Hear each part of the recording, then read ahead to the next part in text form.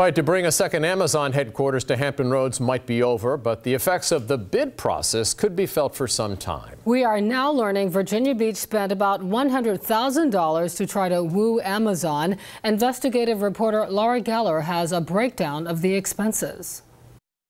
Those costs include money on engineers, marketing and public relations, and a share of the regional proposal.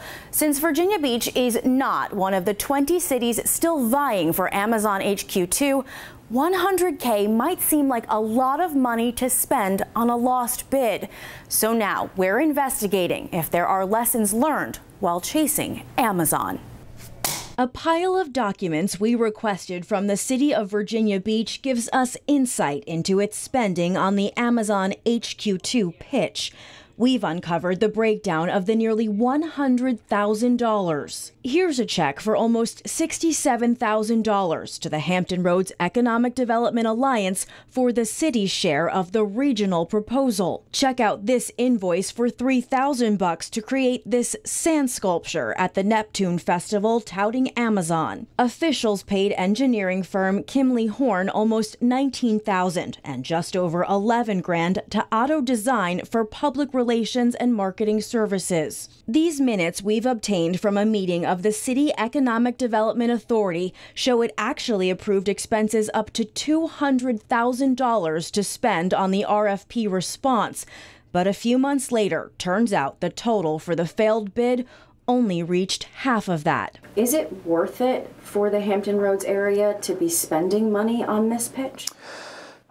Sure. I mean, if you don't try, you don't win. We sat down with Chair of ODU's Economics Department, Larry Filer, for perspective on the bigger picture here. And it caused us then to think a little bit as a region about what large companies like this are looking for. Filer has been at ODU for almost 20 years and says instead of localities competing against each other, this is one of the first times we've seen a region-wide effort on one particular economic development prospect. Now we have a portfolio of product that's put together as a region to now shop around to other ones where we now likely have a much higher probability. Those are likely smaller companies than Amazon, but still bids that would be considered a get.